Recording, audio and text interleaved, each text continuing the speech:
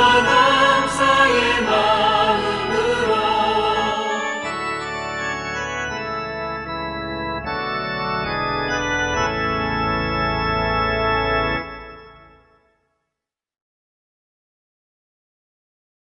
영광을 주께 찬송가 261장입니다.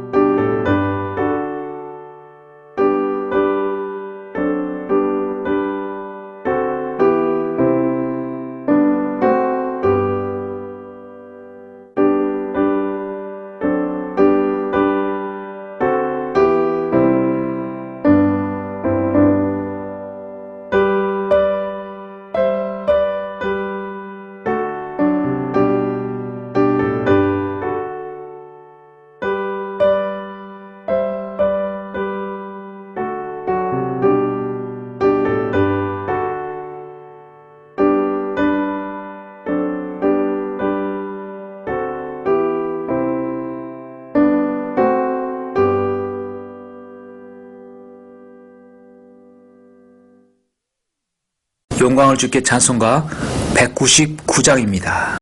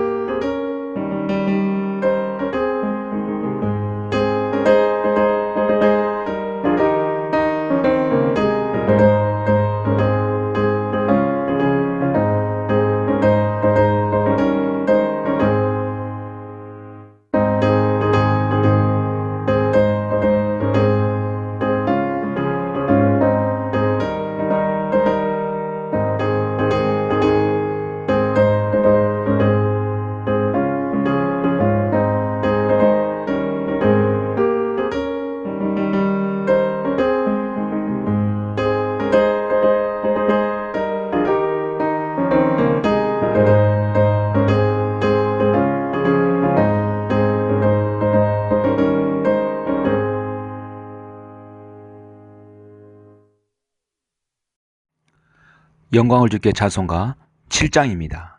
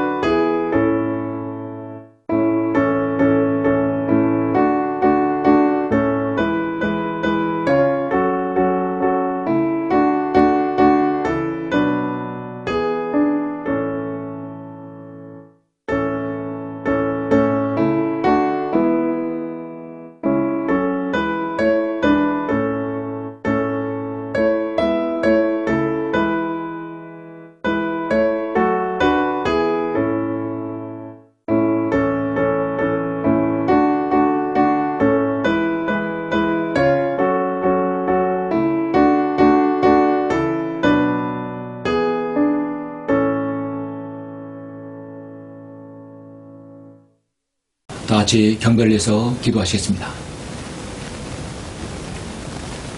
은혜와 진리가 충만하신 아버지 하나님, 감사와 영광과 찬양을 돌려드립니다.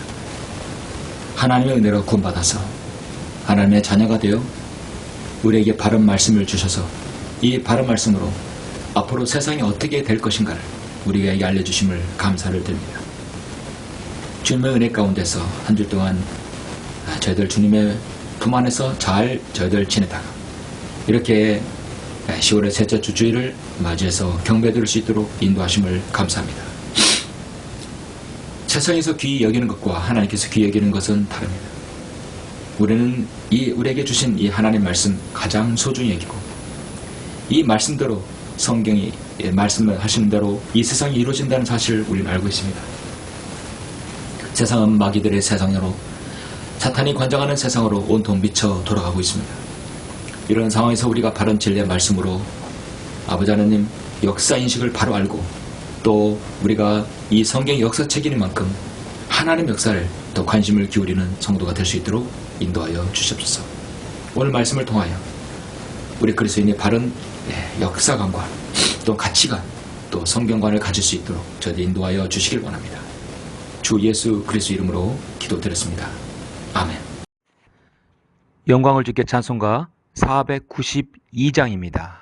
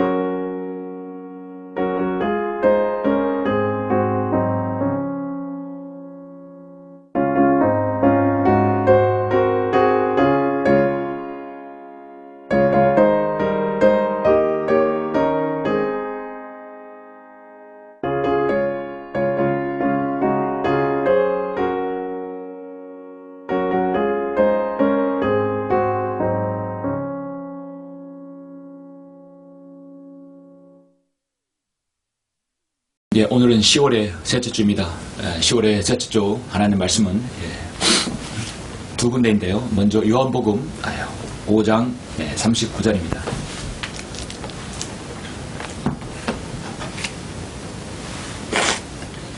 요한복음 5장 39절 말씀입니다. 봉독해 올리겠습니다. 성경을 상고하라. 이는 너희가 성경에 영생이 있다고 생각하미니 그 성경은 나에 관하여 증거하고 있습니다. 한 군데 더 보시겠습니다. 디모데후서 3장 16절 17절입니다. 너무도 잘 아시는 말씀이죠.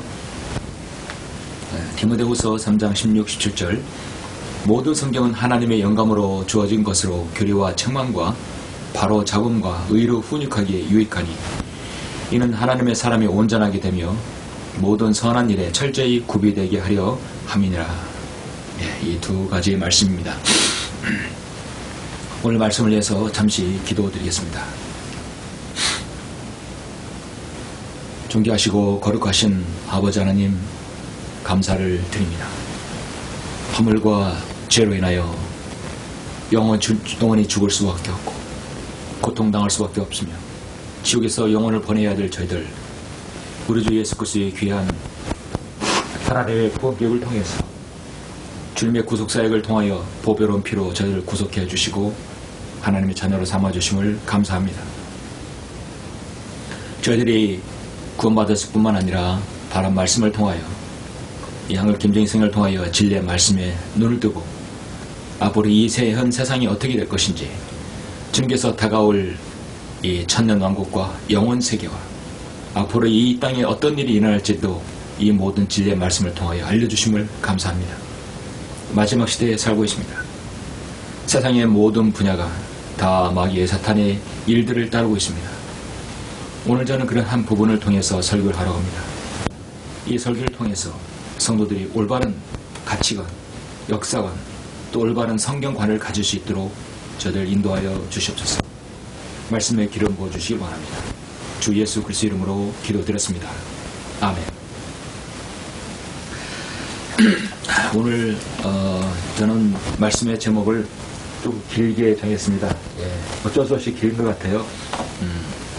말씀의 제목은 세상에서 가장 아름다운 문학, 성경이라는 제목으로 잠시 말씀을 전하겠습니다. 세상에서 가장 아름다운 문학, 성경. 1833년에 스웨덴에서 노벨이라는 사람이 태어났습니다. 그는 화학자요 발명가로서 두각을 나타내게 됩니다. 33살에 최초로 다이너마이트를 발명하여 온 세상을 떠들썩하게 하였습니다. 그 후 30년이 지난 어느 날 조간신문에서 그 한 기사를 보고 노벨은 깜짝 놀랐습니다. 기사 내용은 알프레드 노벨이 죽었다는 것입니다. 프랑스의 기자가 동명이인인 사람을 잘못 알고 그 알프레드 노벨이 죽은 것이 아니라 다른 사람 노벨이 죽었는데 그 노벨이 죽었다고 하니까 알프레드 노벨인 줄 알고 노벨 사망하다 기사를 실었던 것입니다. 버젓이 자신이 살아있는데 죽었다고 하는 것도 놀라운 일이지만 이 노벨한테는 그보다 더 충격적인 것이 그 뒤에 된 문구였습니다. 그것은 다이너마이트의 왕 죽다, 죽음의 사업가, 파괴의 발명가 죽다라는 기사 내용이었습니다. 그 기사를 보는 순간 노벨은 생각에 잠겼습니다. 지금 내가 살아있기 망정이지 정말로 내가 죽는다면 아마 이 기사가 사실로 되지 않았을까. 오늘 내가 죽는다면 사람들은 나를 어떻게 평가하겠는가. 이 기사의 내용대로 다이너마이트의 왕, 죽음의 사업자, 파괴의 발명가, 그런 수식어가 나에게 붙지 않는가. 노벨은 마음속으로 깨닫는 것이 있었습니다. 다이너마이트의 발명으로 모은 전 재산을 이제는 생명을 살리는 일에 쓰고 싶어졌던 것입니다. 그래서 기꺼이 자신의 것을 다 내어놓고 인류의 평화와 번영을 위해서 공헌한 사람에게 그것을 나누어 주도록 했습니다. 이렇게 만들어진 제도가 바로 노벨상입니다. 그래서 1901년에 처음으로 시상이 되었을 때 노벨 화학상, 노벨 물리학상, 노벨 생리의학상, 또 문학상, 노벨 평화상 5가지 상에 더해서 1968년에는 노벨 경제학상도 만들어졌습니다. 그래서 총 6개의 부분으로 스웨덴의 스톡홀름에서 수여가 됩니다. 노벨 평화상은 노르웨이 오슬로에서 수여된다고 합니다. 지금까지 120년 동안 세상에 그 어떤 상보다도 권위 있고 부와 명예가 주어지는 상으로 인식되어 왔습니다. 그리고 지난 10월 10일 일주일 좀 넘었죠. 스웨덴 할리먼은 올해 노벨 문학상 수상을 한국의 한강이라는 작가를 선정했습니다. 그의 소설 채식주의자를 선정했다고 합니다.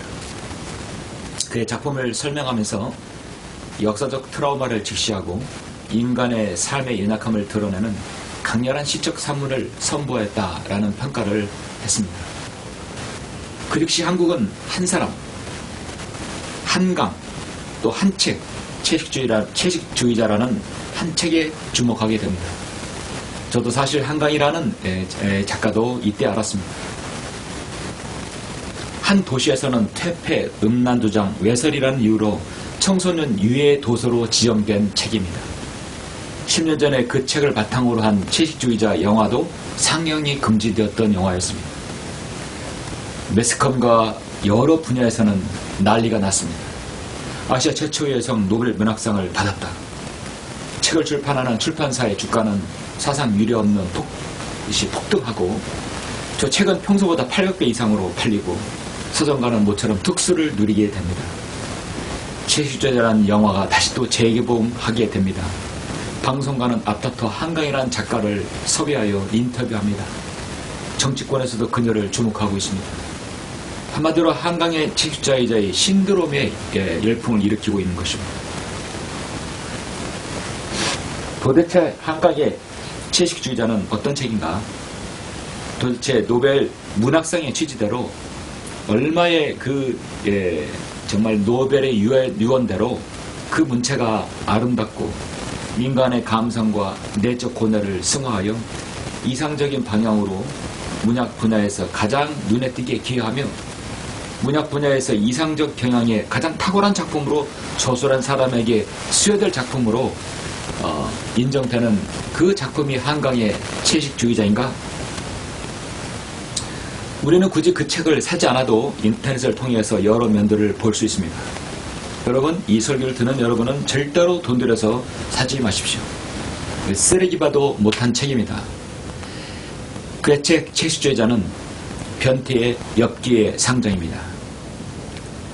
변태와 불륜과 난잡한 또 저질스러운 그 이상의 더 추한 글, 어디에서도 구경할 수 없는 글들이 조합입니다. 어떻게 남자도 아닌 여자가 이토록 추하고 저질적인 언어를 구사할 수 있을까? 말이 곧 인격이라고 하는데 글도 그 자신이 사람이라고 하는데 저는 TV나 인터넷에서 그 수상자의 얼굴을 비치는 것이 정말 역겨울 정도로 정말 그것은 악랄한 고문일 것 같습니다. 자칭 노벨 문학상의 취지라고 한다면 작가가 추구하는 가치관이 인류의 이상적 발전에 기여할 수 있다고 판단되는 경우에 주어져야 한다고 분명히 했죠.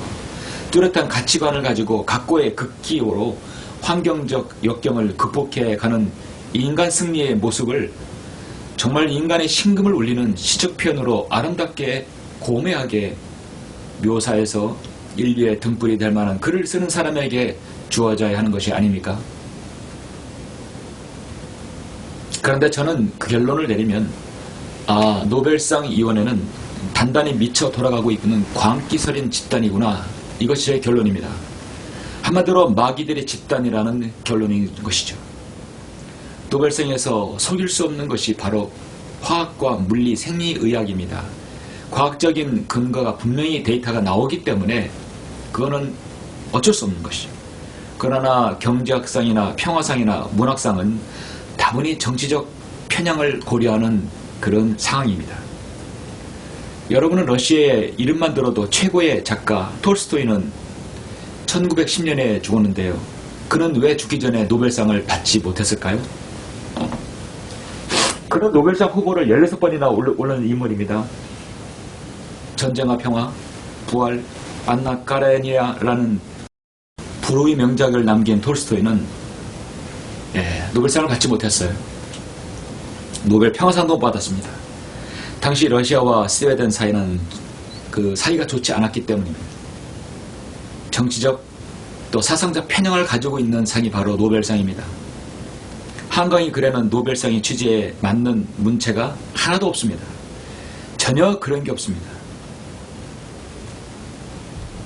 성행의 과정을 남다른 현미경으로 들여다보고 더럽고 쌍스러운 언어로 난잡하게 표현합니다. 우선은 사람들은 노벨상에 대해서 우리 한국인들, 특히 우리나라 사람들, 많은 또 세계에 열광을 하는 사람도 있겠지만 이거는 한국 전체를 멸시하는 겁니다. 한국의 문학계를 멸시하는 상이에요. 이번 노벨상은 그 유명사를 가지고 한국 비하의 나쁜 목적으로 악용한 것입니다. 한국 역사를 하나도 모르는 놈들이 출판사 뒷돈을 받았는지 이런 결정을 한 것입니다. 한국의 지성인들을 완전히 모욕한 것입니다. 앞으로 노벨상은 의식 있는 이 땅의 많은 사람들로부터 거센 항의를 받아야 합니다. 저는 생각합니다. 우리 한국 사람들 채식주의자 그 책을 사려고 줄을 서서 기다리고 있고 또 예약을 해서 사려고 하죠. 그 책을 사서 여러분의 자녀들에게 꼭 또박또박 한번 사신 분들 읽어봐 주세요. 이 책이 한국이 낳은 한강의 노벨상 작품이라고 자녀 앞에서 그 책을 읽어줄 수 있는 부모가 있겠습니까? 여러분, 설교이기 때문에 그 내용을 제가 한 구절도 읽지 않겠습니다. 저는 그리스인으로서 이런 외설 책에 노벨상을 주어진다는 것은 넌센스이고 무엇보다도 한강이라는 작가를 통해서 우리의 근현대사를 완전히 왜곡시켰다고 봅니다. 노벨상이야 쓰레기 상이니까, 쓰레기보다 못한 상이니까 저는 그렇게 생각하면 됩니다. 문제는 우리 현대사의 아픈 기억에 광주 5.18과 제주 4.3 사건을 완전히 나노당 빨갱이의 편향적으로 생각하는 그 묘사를 했다는 것입니다. 소설은 엄연히 기본 바탕이 픽션입니다. 허구입니다. 그녀는 허구의 소설을 가지고 광주 5.18를 우리 공수부대가 무고한 광주 시민을 학살했다는 식으로 왜곡시켰고, 그의 또 다른 책에선 제주 4.3 사건을 우리 경찰과 군이 주도하에 양민을 학살했다고 왜곡시켜놨습니다. 그 소년이 온다는 책에서 그렇죠. 그의 소설에서 마치 역사인 것처럼, 그럼 그의 채식주자의 책의 변태와 엽기의 성행위는 자신의 자사적인 실화를 근거로 한 것이냐? 묻고 싶습니다. 그녀의 집안 내역은 완전히 공산주의 사상에 물들어 있는 가족이라는 것이 최근에 다 알려졌습니다. 좌파들은 신이 났고 어떻게 하면 이용해 먹을까? 광주 5.18 사건과 제주 4.3 사건에서 우리 군과 경찰이 북한 빨갱이 세력을 진압하지 못했다면 지금의 자유 대한민국은 없습니다. 이것은 제 목에 칼이 들어와도 변함은 없는 사실입니다. 한강이 정말로 인류애를 한 사람의, 한 민족의 아픔을 그렇게 자세하게 디테일하게 한다면 노벨상을 받은 다음에 북한의 인권에 대해서 탈북하다가 잡혀서 보위부에 끌려가서 가진 고문을 당하는 그 사람들의 고뇌와 고통에 대해서 한번 꼭 책을 쓰기 바랍니다. 그러면 인정하겠습니다. 저는 이 나라가 왜 이렇게 혼란스러운지 알 것 같습니다. 1948년 8월 15일 건국과 이승만 초대 대통령에 대해서 말하면 친일파로 물리고 민족의 가난을 구제하고 선진국 대회에 올라서게 한 발판을 만들어준 박정희 대통령, 전두환 대통령을 독재자로 몰아세우고 비정상의 정상화를 위해서 법과 원칙을 바로 세우려 했었던 청렴한 최초의 여성 대통령 박근혜 대통령을 아무런 근거 없이 하야시키고 붕괴 직전에 북한 정권은 햇별 정책이라는 미명하에 수천억을 지원해줘 북한 정권을 살리게 했던 김대중에겐 노벨상을 주고 그것들 자랑스러워하는 세상, 남로당의 사상을 가지고 역사를 왜곡하며 외설과 퇴폐의 말장난으로 노벨 문학상을 받는 세상. 여러분, 이런 세상에서, 이런 대한민국에서 여러분 살고 있습니다. 우리가 국민은혜에서 정말 가슴에 손을 얹고 굳게 된 맹세를 하죠. 정의로운 대한민국의 위해 무거운 발전을 위해 몸과 마음을 바쳐 충성을 다하겠다는 그 맹세를 여러분 할 수 있겠습니까? 그 정의로운 대한민국, 올바른 역사관을 지니고 있는 지식인들, 그런 정치인들이 나라를 다스린다면 충분히 그렇게 맹세를 하겠죠. 최근에 한 의식있고 역사인식이 제대로 박혀있는 한 여류 소설가는 이렇게 말합니다. 한국의 소설 문학의 개인이 삶과 진실을 배격하는 대신에 사회적 불안과 공포와 분노를 조장하기 시작한 것은 내가 등단하기 무렵인 2007년 전후라 생각한다. 그쯤부터 소설 문법의 해체 작업이 본격화됐다. 서사가 있고 문법에 맞고 논리정연한 인과를 통해 인간과 인생의 의미를 탐구하는 소설은 한물간 구시대적 작법이라고 문단에서 철저히 배척되었다. 대신 문단에서 주목받는 작품이란 소설이란 이런 것이다 하고 일반 독자들이 알고 있던 상식의 틀을 모두 무너뜨린 것이어야 했다. 그렇게 일가를 했는데요. 사실 그들은 모두 다 종북 사상을 철저히 옹호하는 자들이었습니다. 이렇게 한국의 문학을 다 망가뜨린 시조가 바로 황석영 소설가입니다. 그리고 조정래입니다. 그리고 고은신, 그리고 한강 같은 작가들입니다. 우리 역사를 왜곡시켜왔고 이렇게 뒤틀린 사회적 병폐를 만든 사람들의 주범이죠. 이 문화적인 영향이 엄청난 큰 것이죠. 저는 오늘 말씀의 제목을 세상에서 가장 아름다운 문학, 성경이라는 제목을 지었습니다. 물론 어떻게 한낱 인간의 소설 따위들이 감히 이 하나님 말씀과 문학적인 측면에서 비교가 되겠습니까? 세상에서 가장 아름다운 문학 성경이란 자체도 어폐가 있는 거죠. 그러나 우리가 이 땅에서 보고 있는 많은 책들 가운데 이 성경만큼 아름다운 문체가 있는 문학은 없습니다. 비교한다는 것 자체가 말이 안 되지만, 그러나 우리 그리스도인 최선으로 우리가 믿고 우리가 읽고 암송하고 늘 손에 쥔 이 성경이 어떤 문학적 가치가 있는지, 얼마나 아름다운지, 얼마나 명료하고 서정적이며 인간의 내면 세계를 통찰하는지 여러분에게 몇 구절을 제가 소개하려고 합니다. 잠시 먼저 본문을 소개합니다. 오늘 본문은 두 가지 말씀이죠. 요한복음 5장 39절과 디모데후서 3장 16절입니다. 먼저 예수 그리스도께서 자신에 대해서 증거하실 때 하신 주님의 명령입니다. 성경을 상고하라. 이는 너희가 성경에 영생이 있다고 생각함이니 그 성경은 나에 관하여 증거하고 있습니다. 요한복음 5장 39절 말씀입니다. 성경은 우리에게 영생을 준다고 말씀하고 있습니다. 그 성경을 상고하라. 자세히 참고하고 면밀히 검토해서 서로 밀접하고 대응하는 것을 살피라는 얘기죠. 성경은 그리고 또 디모데후서 3장 16절에서 모든 성경은 하나님의 영감으로 주어진 것이로 교리와 책망과 바로잡음과 의로 훈육하기에 유익하니 이는 하나님의 사람이 온전하게 되며 모든 선한 일에 철저히 구비되게 하려 함이니라 했습니다. 정말 우리는 이 성경에 대해서 어떤 마음과 자세를 가지고 있어야 될까요? 성경은 첫 번째 우리에게 주신 것은 교리를 위함입니다. 가장 중요한 것은 성경의 교리입니다. 구원의 교리가 구약의 구원의 교리, 신약의 구원의 교리, 환란시대, 그 다음에 천년왕국, 영원시대 각각에 맞는 그 교리가 무엇인가를 우리에게 정확하게 알려주시는 것입니다. 성경을 잘 생각하지 못하는 자들이 이 성경을 시대적으로 구분하지 못하는 것이 문제입니다. 그래서 성경은 역사적으로 어떤 시대에 있는 말씀인가를 살펴봐야 됩니다. 하나님의 말씀은 역사책입니다.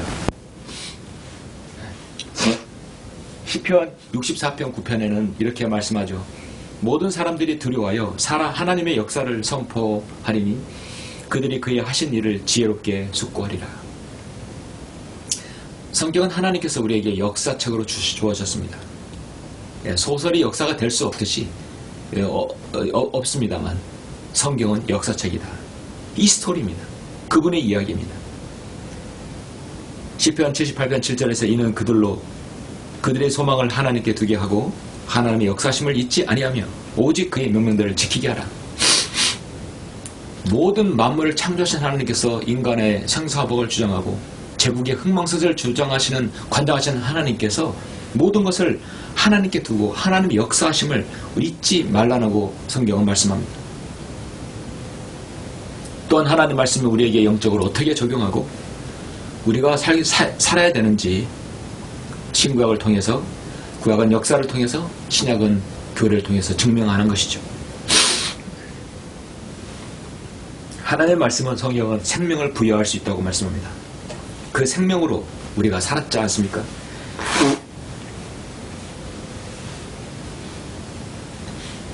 내 혼이 구원받고 영이 거듭나고 몸은 이제 구속받을 것이라는 것이 사실입니다. 그래서 그 모든 말씀에 이 하나님 말씀에서 담고 있어요. 원래 문학에서 시와 수필, 에세이 같은 것보다도 이 문학의 힘은 소설에서 나온다고 합니다. 한 인간의 나약함과 실망과 좌절과 피해의식, 갖가지 어려움 속에서 소설을 통하여 힘을 얻는 경우가 아주 다양합니다. 저는 소설책을 많이 읽지는 않았지만 소설을 통해 생각을 많이 하게 돼요.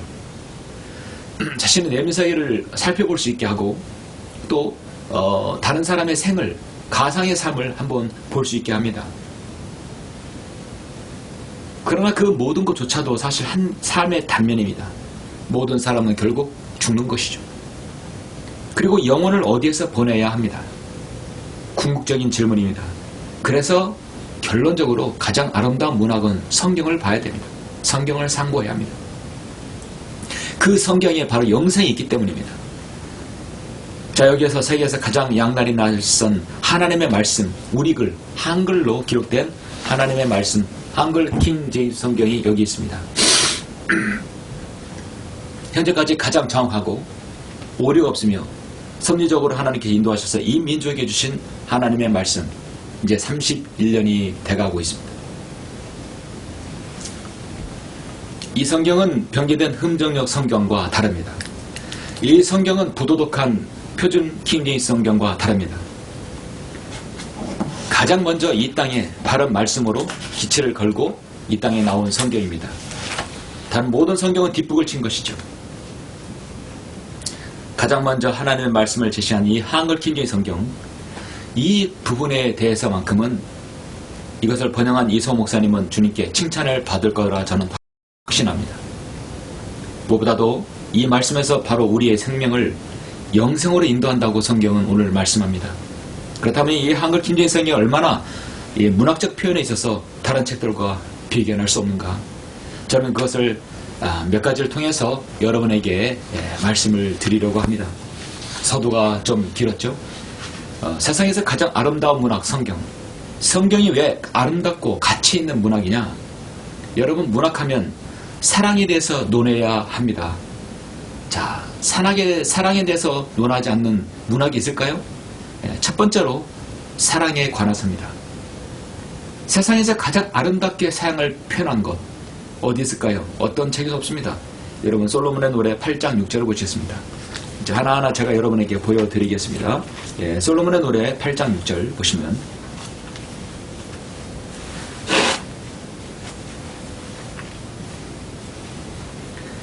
(8장 6절) 내 마음의 인장처럼 내 파리의 인장처럼 나를 새기라. 사랑은 죽음처럼 강하고 질투는 음부처럼 잔인하니 그곳의 숯은 불타는 숯 곧 심히 맹렬한 불길을 가진 것이라. 사랑은 죽음처럼 강하다 했습니다. 이와 같은 표현을 여러분은 어디서 들었습니까? 들었다면 여러분은 성경을 통해서 들으신 것입니다. 세상의 어떤 표현도 사랑은 죽음처럼 강하다는 그런 표현은, 그런 영어 대사는 없었습니다. 여러분은 문학을 얼마나 좋아하시나요? 우리나라가 독서량이 경제 대국이면서도 세계 최하위라는 거 여러분 아시죠? 책은 많이 찍어내지만 우리나라 사람이 1년에 3.4권을 읽는다고 합니다. 미국, 일본은 한 달에 6권을 읽는다고 하는데 너무도 차이 나는 거죠. 어지간히도 책 안 읽는 민족이 한국 사람입니다. 세상의 그 어떤 문학적 표현에서 여러분, 사랑은 죽음처럼 강하다 했습니다. 여러분이 책을 많이 읽지 않아도 사실은 문제는 없습니다. 여러분이 성경 한 권만 제대로 읽어도 세상의 모든 문학적 표현을 다 표현할 수 있기 때문에 여러분 거기에 대해서 여러분 상심하지 마시고 성경 하나님의 많은 바른 말씀만 제대로 보시면 됩니다. For love is strong as death. 자, 사랑은 죽음처럼 강하다. 너무나 아름다운 편이죠. 여러분 정말로 사랑은 죽음처럼 강합니다. 죽음은 너무도 강해서 자기 힘으로 죽음을 피할 수 있는 인간은 아무도 없습니다. 죽음은 질병을 통해서도 오고 사고나 재앙을 통해서도 닥칩니다. 기아로 굶어 죽는 사람도 있습니다. 전쟁으로 죽는 사람도 있습니다. 어떤 경우든지 인간은 죽음 앞에 무기력하다는 점은 증명되는 것이죠. 세계적으로 유명한 레슬러도 죽고 사람들이 선망하는 유명 배우도 죽고 권력을 쥐고 정계를 쥐락펴락했던 사람도 죽었습니다. 죽음보다 강한 인간은 지난 6,000년 동안 없었습니다. 한 번 죽는 것은 사람들에게 정해진 것이라는 하나님의 말씀 아래 모두 다 예외 없이 인간은 죽음 앞에 무릎을 꿇습니다. 오 사망이 쏘는 것은 어디 있느냐? 인간을 쏘게 되는 것입니다. 앞으로 죽음을 맛보지 않을 여러분과 저가 될 수 있어요. 주님께서 오시기 전에 휴가되면 우리는 올라갈 수 있습니다. 살아있을 주님께서 오시지 않으면 우리도 마찬가지 죽어야 합니다. 병을 고친다는 의사들은 남들의 죽음을 막지 못하고 자신의 죽음도 못 막고 결국 죽습니다. 그렇다면 성경은 사랑은 죽음처럼 강하다고 했는데 이 죽음보다 강한 게 사랑이라는 것이죠. 이것은 신랑과 신부가 서로에 대해 품는 사랑이 죽음처럼 강해야 함을 뜻하기도 하죠. 혼인관계에서 죽음처럼 강한 사랑이라면 죽음도 갈라놓지 못할 사랑이라고 그렇게 말합니다. 죽음이라도 우리의 사랑을 갈아놓을 수 없다. 뭐 이런 얘기 하잖아요. 근데 사실은 인간에게 불가능한 일입니다. 죽음은 인간이 죽으면 누가 하나 죽으면 사랑은 이루어질 수 없기 때문입니다. 죽음을 이기는 사랑. 소설 속의 로미오와 줄리엣도 죽음으로 끝났어요. 그러나 죽음을 갈라놓을 수 없는 사랑은 오직 예수 그리스도만이 하실 수 있습니다. 우리 주 예수 그리스도는 부활로 죽음을 이기셨고 그 놀라운 사랑을 우리에게 주셨습니다. 우리를 신부 삼아주신 그 강력한 사랑은 부활과 영생 속에 심겨져 있습니다. 죽음처럼 강한 사랑은 오직 예수 그리스도이며 그의 신부인 우리들인 것이죠.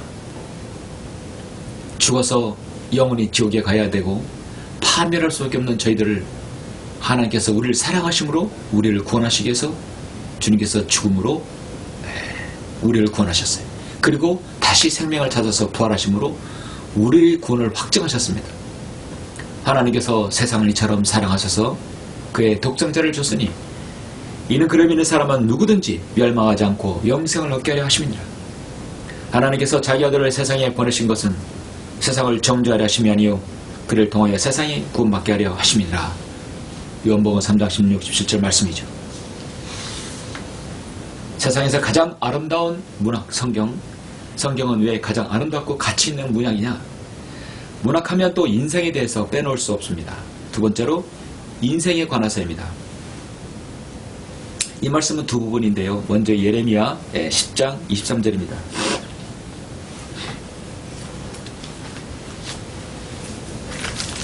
예레미야 10장 23절 오 주여 인생의 길이 그 사람 안에 있지 아님을 내가 아나이다. 그의 걸음을 인도하시는 것이 그 사람 안에 있지 아니하나이다. 성경에서 인생에 관해서 정확하게 두 번 말씀합니다. 바로 예레미야 10장 23절입니다. 오 주여 인생의 길이 그 사람 안에 있지 아니하다 했습니다.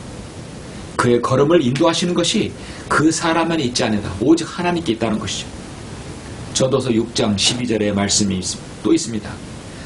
그림자처럼 허비한 헛된 인생의 모든 날인 이 생에서 인간에게 무엇이 좋은지 누가 알리요? 누가 알며 해 아래서 사람 뒤에 무슨 일이 있을지 누가 그에게 말해줄 수 있으리요? 하나님만이 말씀해 줄 수 있는 것이에요. 인간의 죽음 뒤에 무엇이 있는지를 하나님만이 알려줄 수 있고 인간의 그의 생애의 걸음을 인도하시는 것이 누가 이겠느냐? 하나님만이 할 수 있는 거예요. 그러므로 창조주 하나님을 우리는 기억해야 합니다. 솔로몬은 인생에서 지금까지 살았던 사람 중에서 가장 멋지고 가장 정말 많은 부와 명예와 아내들, 명석한 두뇌, 지혜와 지식들을 가진 사람입니다.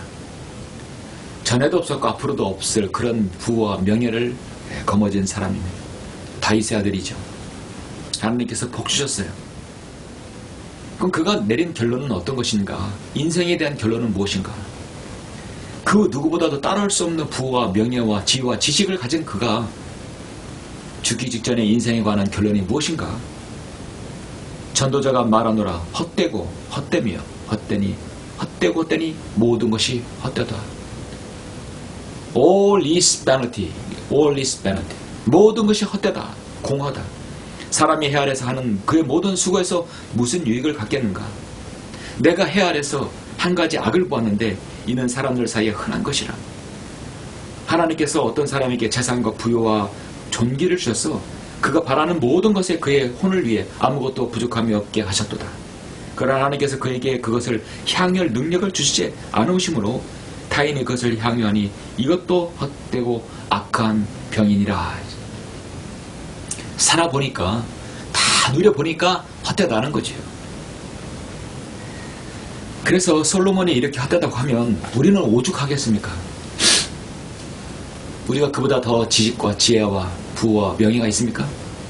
우리는 오죽하겠어요. 그래서 결론은 가장 잘 사는 인생이란 뭐냐?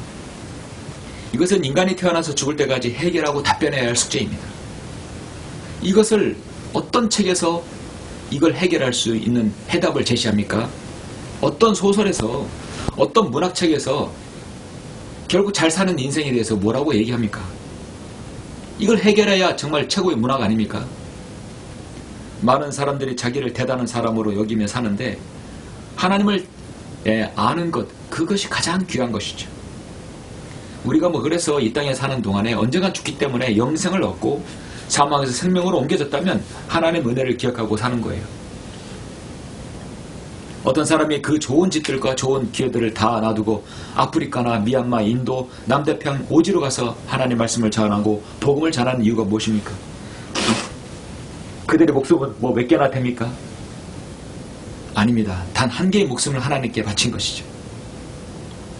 자신의 인생의 숙제의 답을 성경은 기록해 놓았습니다.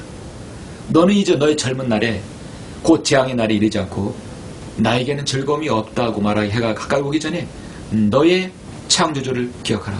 이 세상에는 모든 것을 만드신 하나님을 기억하라.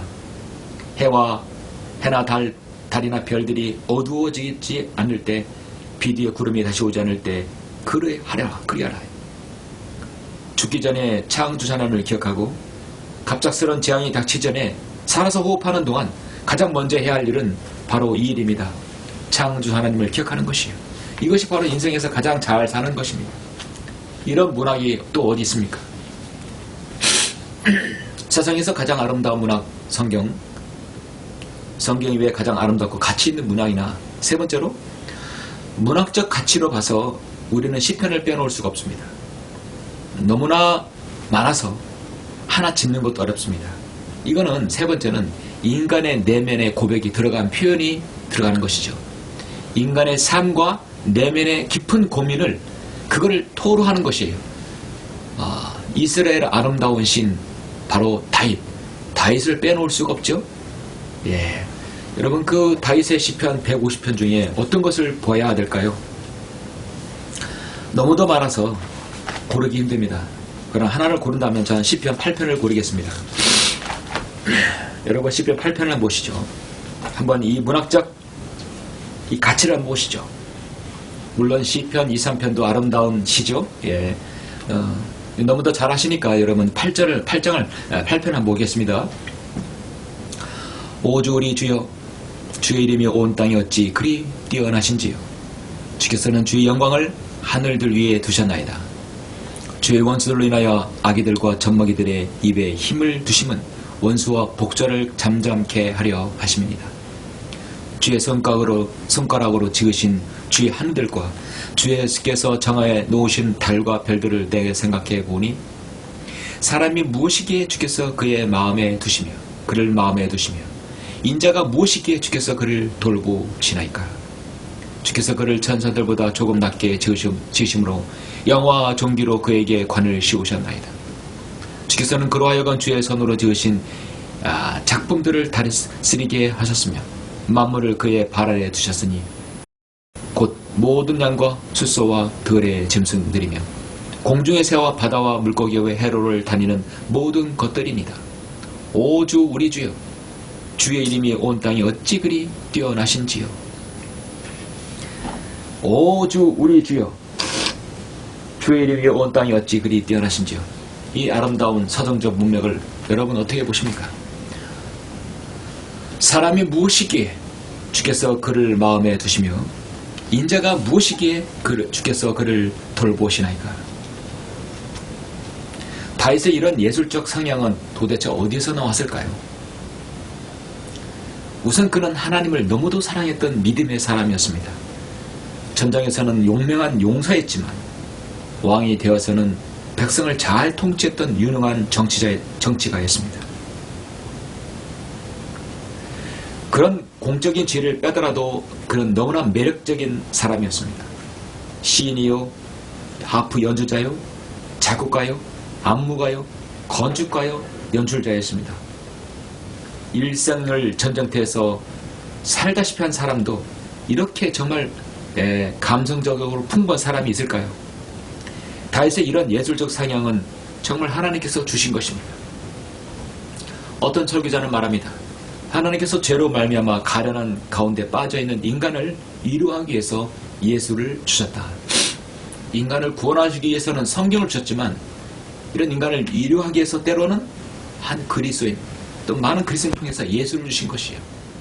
결국 예술은요, 문학과 예술은 결국은 자기 도취가 아니라 외설적인 표현이 아니라 문학과 예술은 바로 죄에 빠진 인간을 스스로 알기 위해서 자신의 나약함을 하나님 앞에 드러내는 것이에요. 그거 알게 하는 것이 진짜 문학입니다.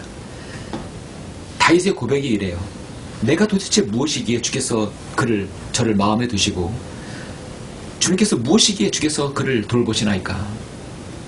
다윗의 진정한 하나님을 향한 그런 내면의 표현입니다. 다윗은 자기의 생에 중요한 일이 있을 때마다 모든 사건들을 시로 표현합니다. 그때마다 자기의 마음을 있는 그대로 다 시에다가 쏟아놓습니다. 다윗의 영적인 그 능력들, 감성은 자기 고백으로부터 익어난 것임을 우리는 알 수 있어요. 음악이든 예술이든 간에 모든 본질은 영혼의 울림을 줘야 됩니다.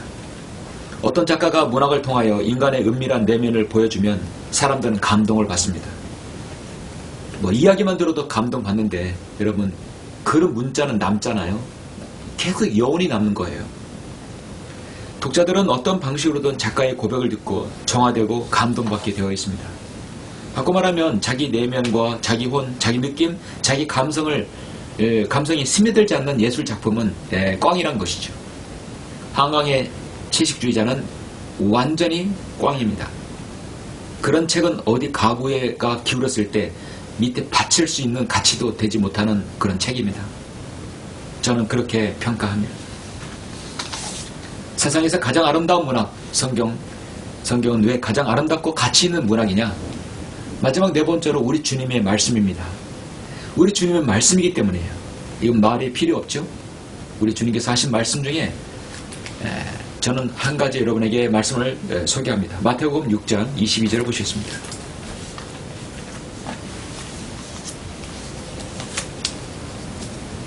마태복음 6장 22절부터 34절까지 말씀입니다.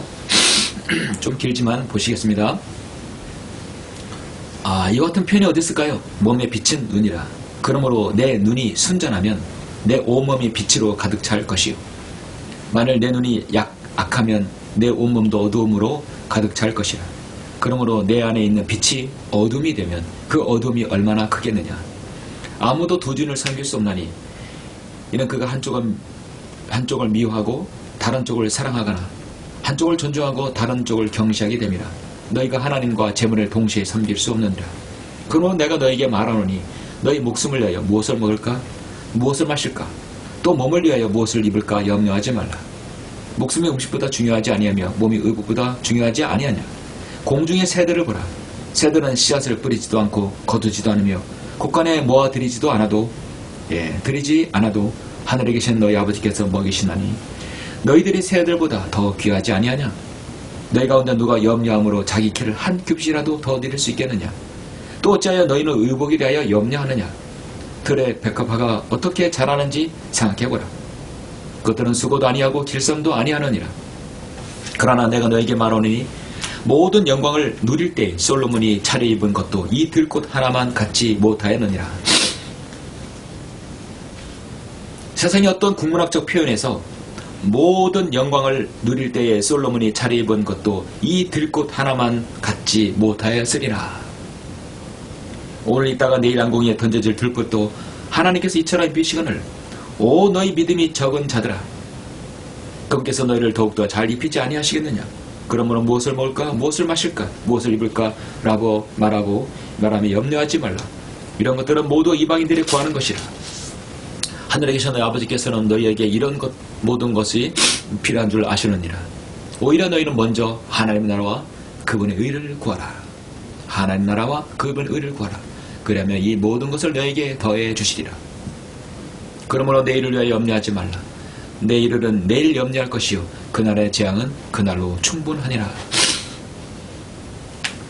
내일은 내일의 태양이 뜬다라는 명강한 명대사가 있죠. 다 성경에서 나온 겁니다. 그러면 내일을 위해 염려하지 말고 내일은 내일 염려할 것이요 그날의 재앙은 그날로 충분하니라. 여러분, 주님께서는 자신의 자녀들의 생을 보장해 주십니다.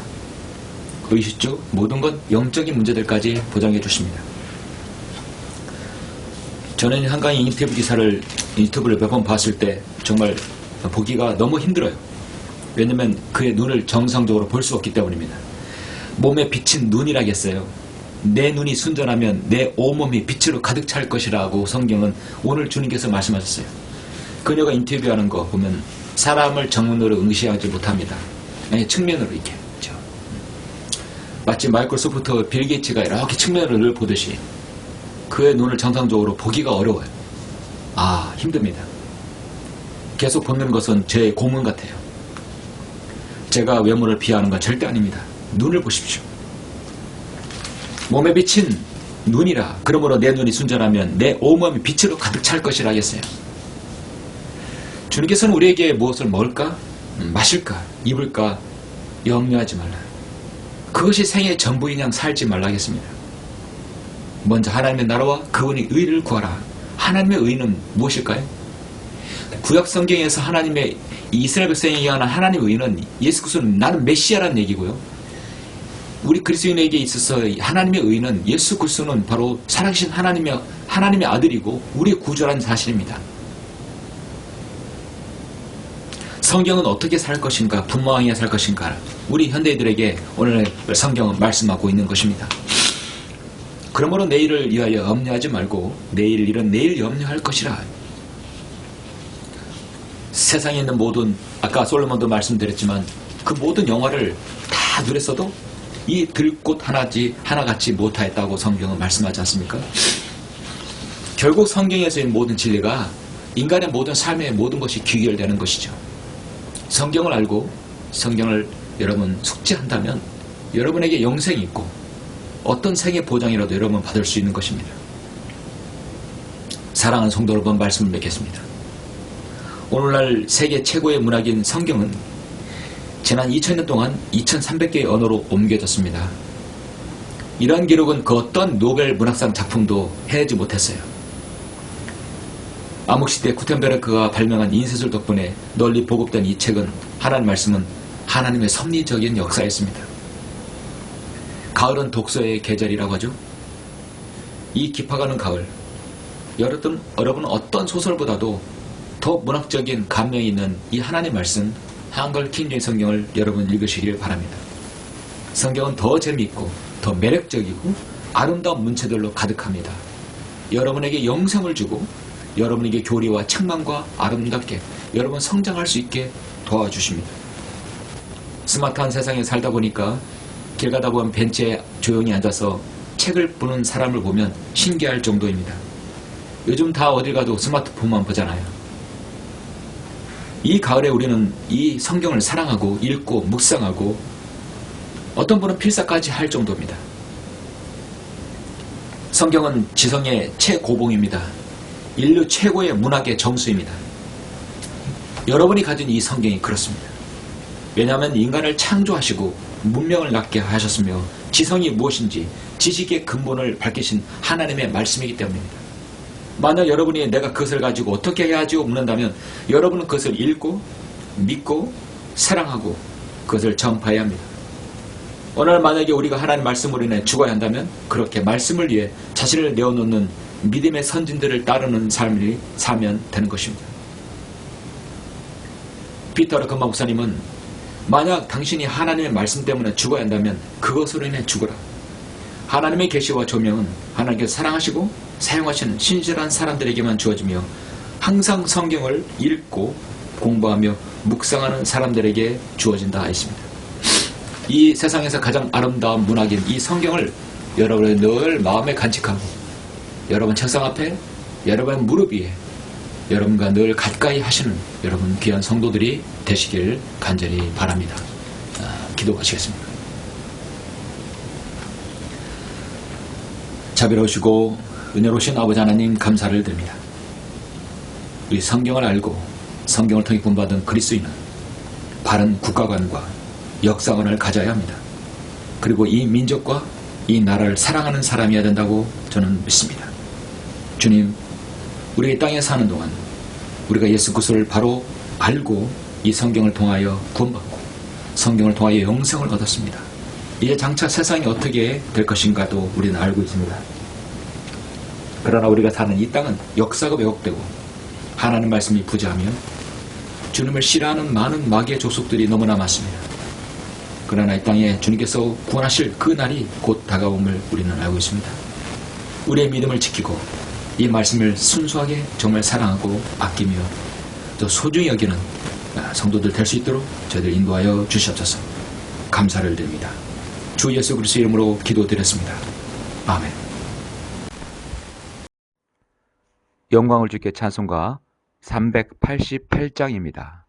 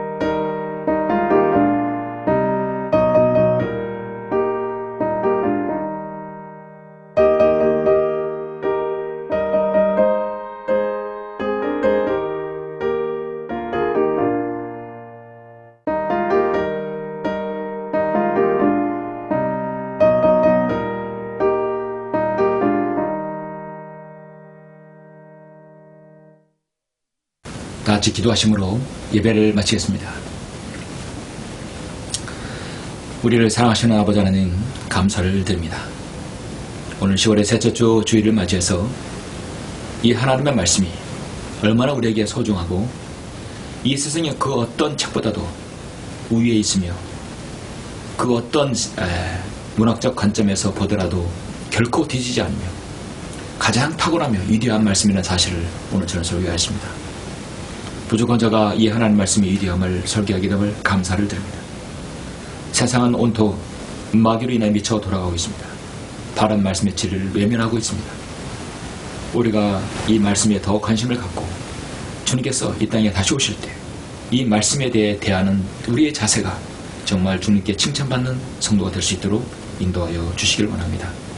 말씀을 통하여 사랑을 알게 되고 이 말씀을 통하여 인생의 진정한 의미를 알게 되고 말씀을 통하여 우리의 남은 생애를 어떻게 보내야 될지 저희들 알려주심을 감사합니다. 말씀으로 살고 말씀으로 죽는 우리 성도가 될 수 있도록 인도하여 주십시오. 광야에서의 선교를 위해서 기도하고 원하는 아름다운 지체들 주님 기억해 주시고 주님께서 함께해 주시며 기도에 응답해 주시길 원합니다. 감사를 드리며 주 예수 그리스도의 이름으로 기도드렸습니다. 아멘.